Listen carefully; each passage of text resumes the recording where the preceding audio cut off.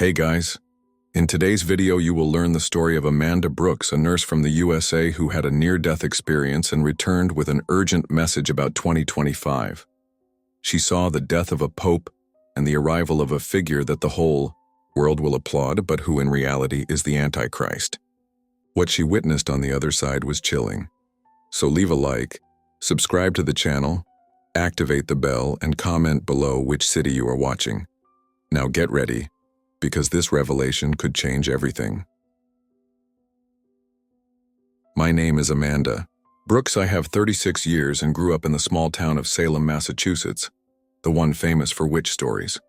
Maybe it was divine irony. I've always been an ordinary person. I work as a nurse at a community hospital. I love gardening, and like many Americans, I believed in God, but in a superficial way, like a Christmas ornament kept in the attic. Era July 3rd, 2024. The summer started hot and lazy.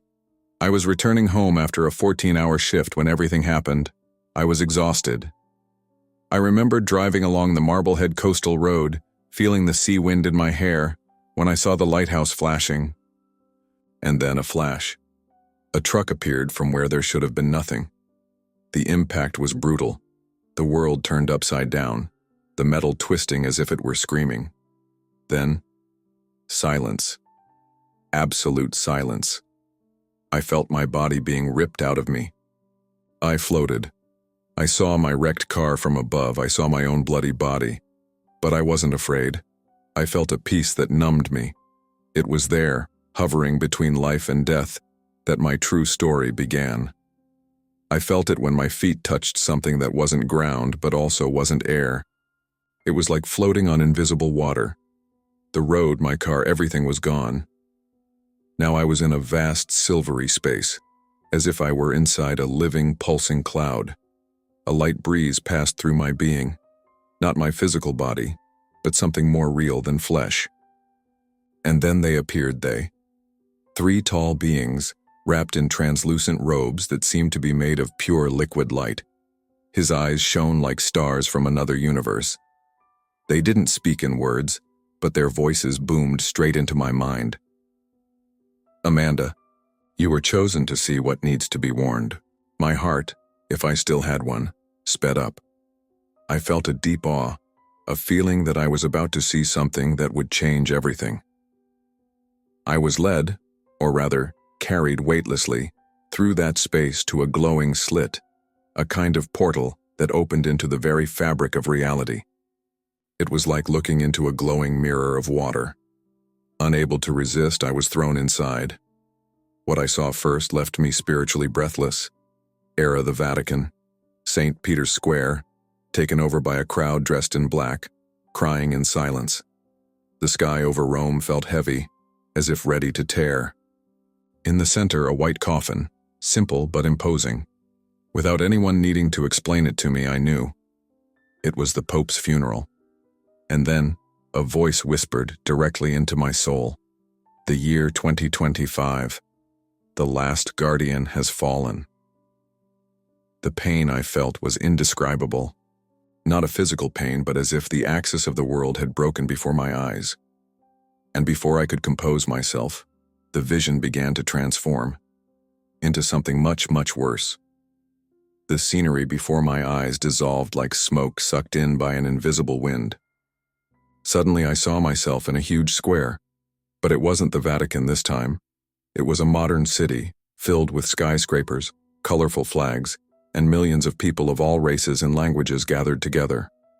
And then he appeared. At the top of a golden stage under an immense glass dome, a man appeared. Tall, elegant, wearing a white robe with golden details that sparkled in the sun.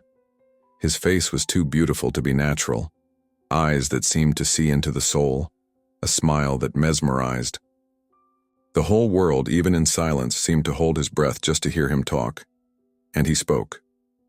But his voice wasn't just sound. Was a veil, an invisible web that stretched everywhere, numbing resistance, sweetening minds. With the fall of the old, the new covenant is born. One people, one faith, one will. I felt a horrible nausea go through me. The angel next to me, one of the beings guiding me, pressed lightly on my spiritual shoulder, transmitting words without using sound. This is the beginning.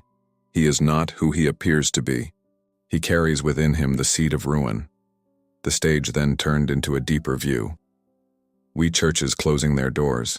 We ancient symbols being ripped from walls, replaced by a new emblem, a circle entwined with golden serpents. I saw world leaders, smiling, hugging that man as if he were the solution to all ills. I saw multitudes kneeling not before God but before him. I cried. I cried like I had never cried in my life. Because I understood. What began with the Pope's death was not just mourning, it was the official opening for the big lie. The angel said to me, "He will not come with war but with the promise of peace, not by the sword but by the sweet word, and few will see the poison hidden in the honey." My spirit trembled. I wanted to close my eyes, run away, but it was impossible. Something in me knew. I needed to see everything. I needed to testify and then warn, and the worst was yet to come. The square disappeared as if it had been ripped away from me in the blink of an eye. Now I saw the entire planet, but not like we see on the news. It was like watching a silent symphony of hidden transformations. Country after country, without fighting, surrendered. Technology has become the new religion. I saw millions of people connecting to devices implanted in their own bodies. Promises of perfect health, expanded intelligence, chemical happiness. But the exchange was invisible. The freedom of the soul, sold in silence. The new covenant, proposed by the man in white, did not require weapons, demanded emotional obedience. People were not forced. They asked to be controlled. I saw America, my homeland, bow first. Large churches, once full, now closed, transformed into centers of spiritual unification, where the only prayer allowed was an empty recitation in honor of the guardian of the new age. The golden symbol of intertwined serpents was everywhere, flags, billboards, tattoos, even in the sky projected by light drones. Schools no longer taught true history. They taught a new narrative, in which the past was ridiculed as primitive and obscurantist. God? Jesus. They were just outdated mythological figures according to the new textbooks. I felt a pain so deep that it seemed to tear my being into pieces. With each new decree, with each new social innovation, humanity went down one more step, away from the truth. The angel accompanying me seemed more tense now. Its light wavered as if fighting against an invisible pressure. "Look, Amanda," he said, "for the deception will be so sweet that even the chosen ones will falter if they do not remain in the light." I screamed inside myself. Why doesn't anyone see? Why doesn't anyone resist? The angel's response was like an icy sword piercing my spirit, because they traded eternity for convenience. Then I saw something that I will never forget. A sea of people kneeling, their eyes shining as if in ecstasy, in front of a colossal screen that projected the image of the Antichrist. They sang hymns, not to God, but to him. The spirit of true worship had been diverted, stolen, prostituted, and, yet so few noticed. It was the beginning of darkness, but not the end. There was still more, much more that I needed to see. I was ripped from that vision as if I had been sucked into a whirlpool of light and thrown into another reality. Now it hovered over the entire Earth. But there was something different. The planet seemed to be shrouded in a thick, dark fog, as if the spiritual atmosphere was contaminated. And then, the sky began to change. We read auroras rising over deserts where there had never been lights like this. We eclipses happening in impossible sequences, as if the sun and moon were in convulsion. But the most shocking thing was what happened over the northern hemisphere. The sky bled. Red clouds, dense and pulsating, began to take shape. First, inverted crosses. Then, eyes that watched us with regret. And then, faces. Faces that cried. People started recording with their cell phones, making jokes on social media, calling it mind-blowing weather effects. But whoever had spiritual sensitivity felt that it wasn't natural. Era, a warning. The angels took me higher, beyond the atmosphere. There, I saw the earth as a collapsing heart. And from the center of the darkness, I saw the guardian, the white man, speaking again. But now his voice wasn't just coming out of his mouth. It came out of devices, people's eyes, big screens, algorithms. His presence had fused itself into the very fabric of society. The old time is over. Now we are one. Now we are free. But that freedom was a prison so disguised that even the demons applauded in silence. We angels retreating, crying, silencing their songs in the face of human rejection. And then, a new phenomenon emerged. Black Moon crossed the skies. And at the exact moment she passed, I heard, for the first time, a voice that was not from God, nor from angels, but from deception itself. I arrived, and they accepted me. It was as if the entire world had breathed the same poisoned air. My soul screamed. The angel next to me said, in a tense voice, "You are seeing the point of no return. The stage has been set. The seal has been broken. Now the warning remains." But, before I could ask how to alert, I was taken even deeper. The origin of it all then was about to be revealed. I felt when reality again changed around me. It was like diving into a bottomless abyss, where time ceased to exist. The colors disappeared. There was no more sky, no ground, no air. Just a dark, pulsating, living vastness, made of hidden intentions, of unspoken thoughts, of deformed desires. Then I saw. The birth of deception did not begin with the man dressed in white. It started long before in corrupted human hearts, in silent choices, in invisible exchanges made every day. I saw ordinary men and women, parents, leaders, young people, giving up small portions of their souls in exchange for comfort, fame, approval. I saw politicians signing treaties that seemed noble, but tied their people to invisible shackles. I saw artists exchanging beauty for provocation.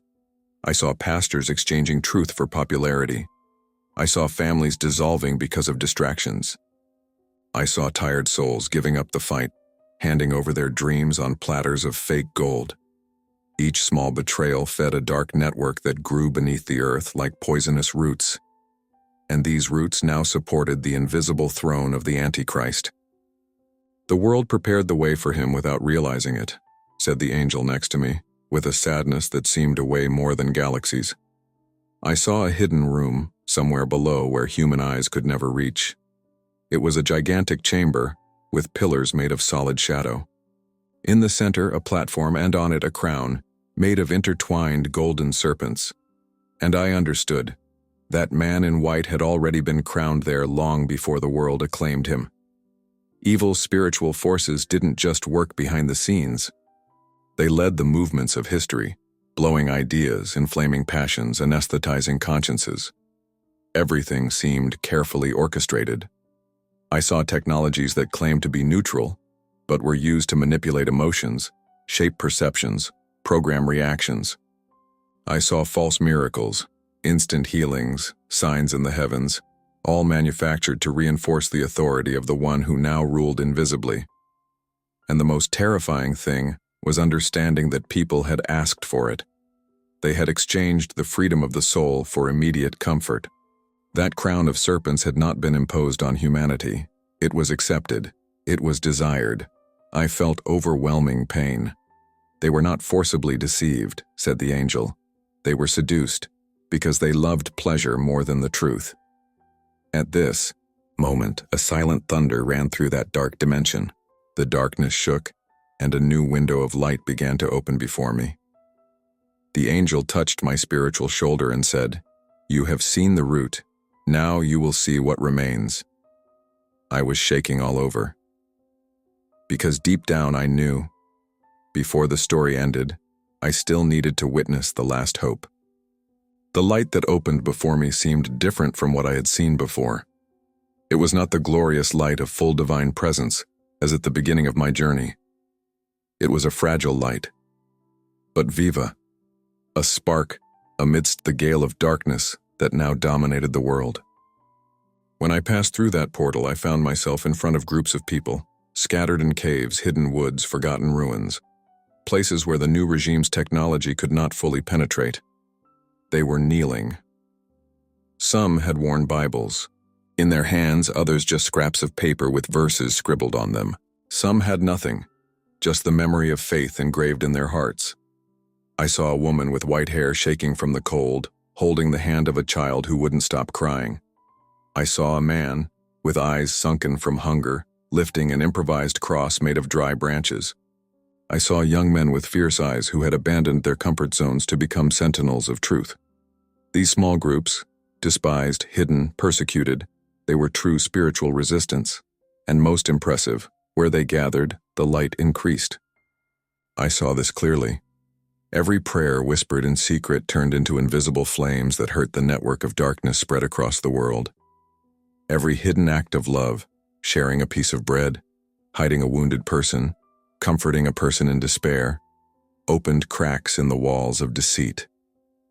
The angel beside me, whose light seemed to have strengthened again, said firmly, "This is where the battle is won, not in palaces, not in parliaments, but in the secret altar of the heart."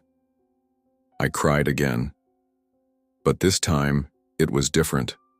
I cried to see that even in the darkest night there are those who refuse to bend. I also saw that these small groups were invisible to the new system. The drones, the sensors, the satellites, everyone was blind to them, as if the very hand of God wrapped them in a cloak of invisibility. Then I understood. Antichrist dominated the visible crowds.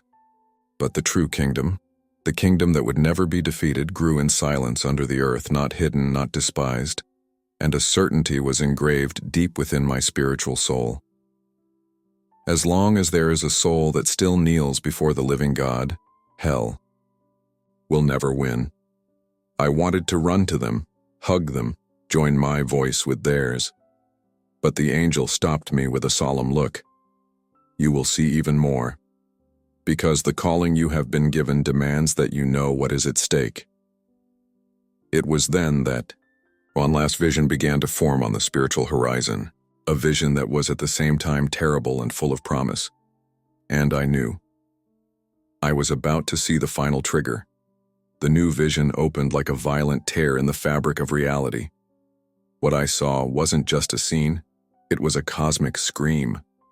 I saw the earth shake. I saw entire cities sinking into dust and fire. I saw oceans overflowing where there was once dry land.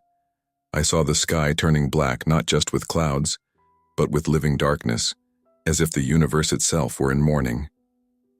In the midst of this chaos, the Guardian, the Antichrist, remained standing serene in the center of a large city in ruins, surrounded by desperate crowds.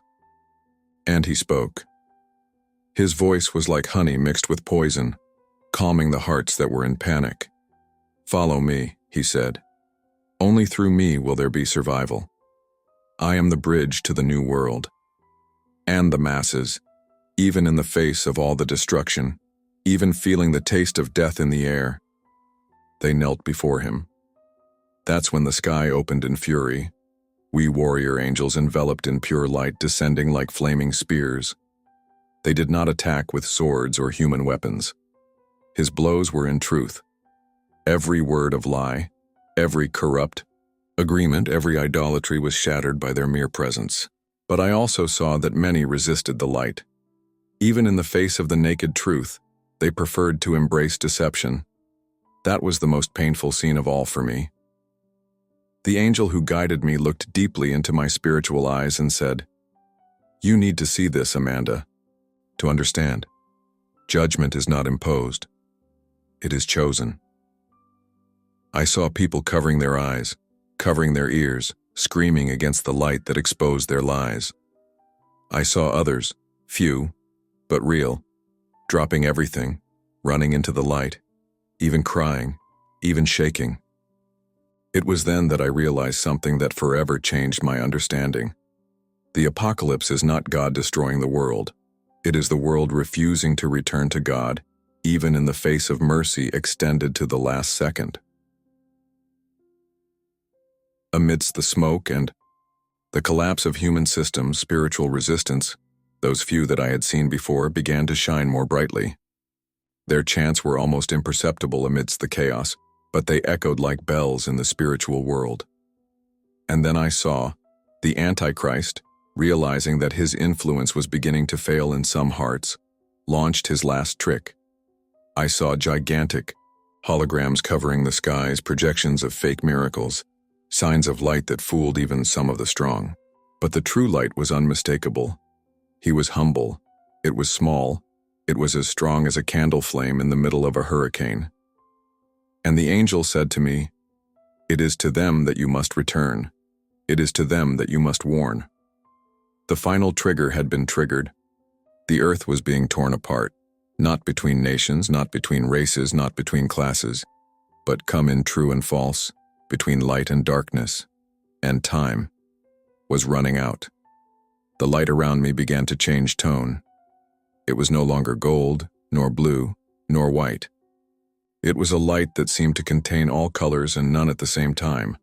I knew I was being taken at Fonte, to the place where everything emanates, where not even angels dare to speak, they only contemplate. But I trembled to the core of my spiritual being. There was no time, there was no space. There was only one presence so powerful, so immense, so merciful, that my spirit felt as if it were explode in love and truth at the same time. I didn't see a face, but I felt God. And at that moment, everything I saw started to make sense. The deception, the resistance, the souls that fought in secret, global domination, the choice of every human being. Everything was intertwined in a single invisible thread. The eternal battle between true love and lies disguised as light.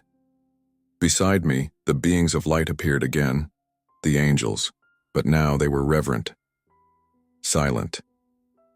One of them led me to a colossal living tree with leaves that shone like stars.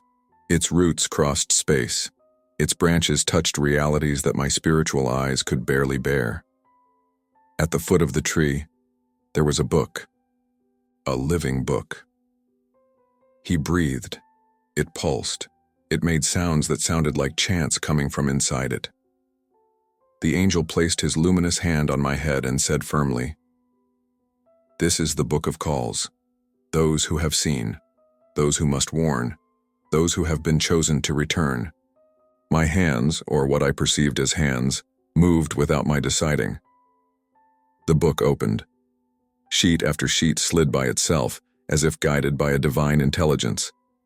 Names appeared, names of women, men, young, old, from all parts of the world. And then, there was mine, Amanda Brooks. Beside it, in letters made of light, sentinel, witness, trumpet of the last hour. At that instant, a torrent of golden flames ripped through me, but it didn't burn. He cared. I saw scenes from my own life, my mistakes, my silences, my fears, but there was no conviction. There was only absolute truth wrapped in mercy. And then I heard the voice that did not come from outside, but from within all things. "You have seen, now return. The time is near. There will be mockery, there will be rejection, but there will be those who will listen. To them you have been sent." I fell to my knees, or whatever my knee was in that state, and cried, but it was no longer crying in pain. It was the cry of someone who understands their purpose. I no longer needed proof. I no longer needed logic.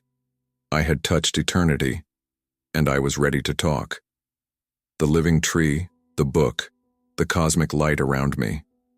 Everything began to dissolve like golden smoke blown by the wind of eternity. I felt a gentle but irresistible tug calling me back. It was like being pulled from the bosom of a star into a cold, cramped cave.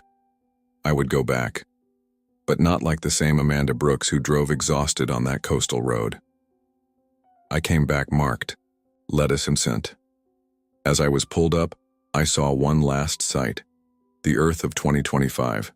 Still smiling, still partying, still distracted, but with invisible cracks spreading everywhere. The smoke of deception was already hanging over the rooftops of the cities. The spirit of lies was already being breathed like oxygen, and amid this scenario, small points of light still shone. Those who resisted, those who prepared. The voice that called me before now whispered one last time, "You will return broken to be reshaped. You will return fearing to be strengthened. You will return lost to be a guide. Speak, touch, plant seeds. Time is short." Then, the impact. The feeling of falling from an infinite height and hitting the heavy flesh of the body. I opened my eyes with a brutal jolt. Cold lights blinded me. Machines beeped frantically. People screamed my name. The smell of antiseptic burned my nose. I was back. The body hurt as if it had been crushed, but the pain was secondary. The real shock was something else. The absence of celestial light, the weight of the physical world, the density of human emotions. I cried, not out of sadness, but out of longing, a searing longing for the light, for the angels, for the tree, for the calling. I couldn't speak for the first few days, not because I didn't know what to say, but because human words seemed too small to carry what I had inside me. I closed my eyes and saw flashes of the Pope's funeral, the man in white taking the throne, the crowds surrendering, the bleeding clouds, the child holding the cross made of sticks. Everything pulsed inside me like a second bloodstream. I knew it wouldn't be easy. I knew I would be ridiculed, that I would lose friends, that many would call me crazy. But I also knew that that was the reason I was sent back. Not to convince, not to force, but to warn you, to leave seeds, to touch ready hearts. Today, as you listen to me, or read these words, no, I'm not telling a story. I'm fulfilling a mission. The year 2025 is not just a date on the calendar. It is the beginning of something bigger, invisible, spiritual, urgent. And whoever has eyes to see will see. Whoever has ears to hear will hear. The guardian has already stood up. The smoke has already been blown away. But resistance was also born. And the choice now is yours. Just like one day, there in that space between worlds, I too had to choose. And I chose the light. Choose you too, before time runs out. If you like this beautiful spiritual testimony, leave a like, comment on your impressions, subscribe to the channel, and don't forget to activate the notification bell to watch each new video and help us spread this message to a greater number of people. Until next time.